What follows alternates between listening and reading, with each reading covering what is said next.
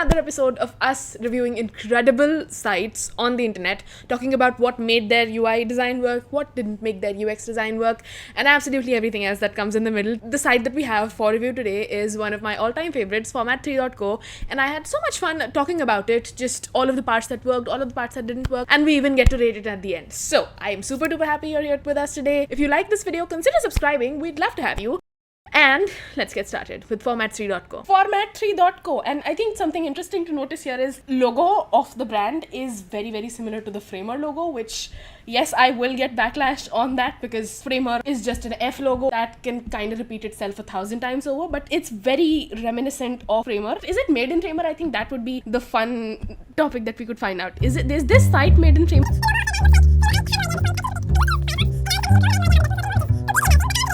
Again, I don't think it's made in Framer just from the look of it, but it's very weird that the logo is exactly like Framer. Getting forward from the point of logos, you do want a couple of special effects when you're getting into any site like this, and they do deliver on that. They do deliver on that very, very easily. You do get this nice blurry effect that happens as soon as you start hovering over. Not only is a 3D model, not only can you kind of work around with it if you kind of want to drag it, not only is this a 3D model, it does use a couple of shaders to be able to take what's in the background, which is this text, and to be able to look at it with a weird blurry glass morphism. That's definitely very, very cool. Other than that, this is a very simple layout, and by simple it's not a negative point in any way. Very, very pretty layout because they've taken every single element that you needed to have, put it exactly where you need to put it, and yet been able to do it with a level of cleanliness that will definitely land them in the thumbs up pile. You get to hijack the cursor, which is nice because cursor hijacking, yes, it became annoying because it was absolutely everywhere, but then we saw a bunch of sites on this stream and elsewhere which were just running away from it, and it became too much of that. So now you have a cursor that's actually been hijacked, which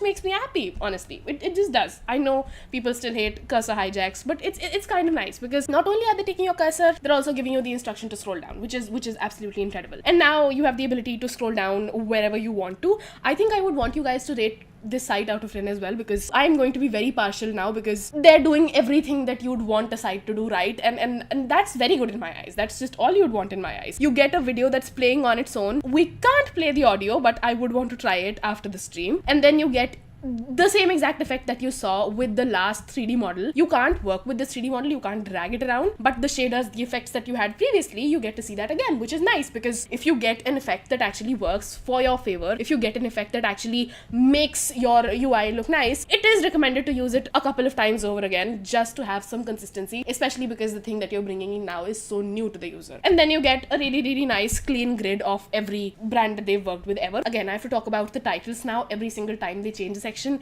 every single time they'll bring you a title, it's very, very clear, and it has a ton of white space, and it takes its entire space. It's not ashamed of doing that, which I am happy with, and I'm really, really happy with the fact that they've taken things exactly as they should, given them the space that they should have, and you also are able to see the title stay in the background in case you get confused about what this actually is. So every single time one of these cards scrolls in, you do get a little bit of a transition. There is a scroll speed that changes, animation that does happen. This isn't very automatic, but they try to go for the very clean, dark mode, friendly vibe, and it does work out. I would have wanted to see better typography because this is very classic, very similar to Arial or Inter, and that does get tiring very, very quickly.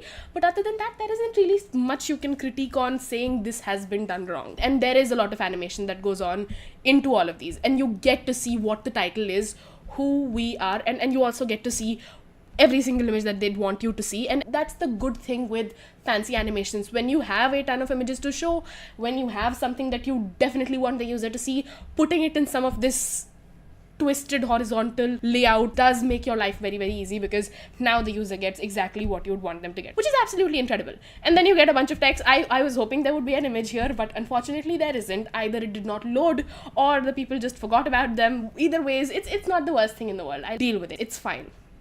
Awards and recognition. Again, it's incredible the fact that they have taken each of these links, each of these list elements, and they've had an animation in the background. You get to see one of these, you get to see them pop off in the background of the screen, you get to see things work out exactly as you'd want them to, and it does drive a lot of attention, which is incredible, which is giving recognition to the section about awards and recognition, and it does work out really well. So I'm happy about that without any doubt. And then you get to see, once again, curious by nature, shaping new thoughts and ideas, a blog section. You get to see a blog section again, and the way they've done it is actually quite nice, because no, they haven't stuck to any standard grid based layouts, but the way they've let things take up space, this and this are almost identical, things take up exactly the amount of space that they need to. They've not stuck to only vertical, only horizontal image first layouts. They're not very symmetrical, they're very clean. They do justify each section being different on its own, which was already difficult in the news site that we saw yesterday. And then we get to the footer, which is also nice. You get to see the time zones, you get to see their locations, you get to see the text and the titles. I love the fact that they're very, very clear with all of these titles, and surprise, surprise, there is actually another effect that is taking place here, another animation, an Easter egg for you to find.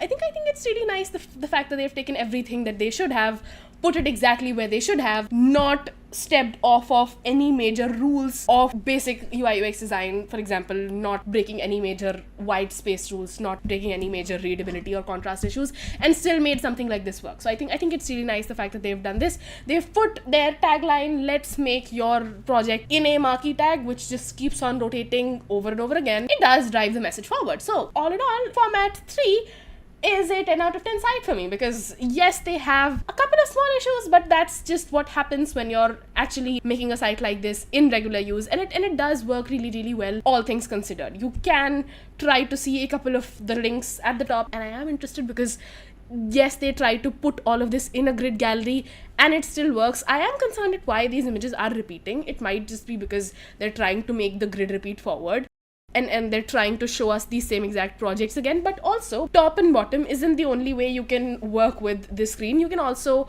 go diagonally or horizontally while scrolling, which is nice, and you only get to see this with a trackpad. So, over and over, 10 out of 10, format 3, a near perfect site. And I'm giving it 10 out of 10 especially because every single site that we've been seeing recently in the last couple of days has been less than perfect and has been less than what we expected, which is finally changing because of format 3. So let me know what you think of this one. I give this a 10 out of 10. If you liked this video, make sure to give this a like. This review has been taken from incredible sites we've reviewed live on this channel in this playlist, which you can probably find somewhere at the top, and you can find it in the description linked as well. So if you want to binge watch all of them at once, you can just go do that right now.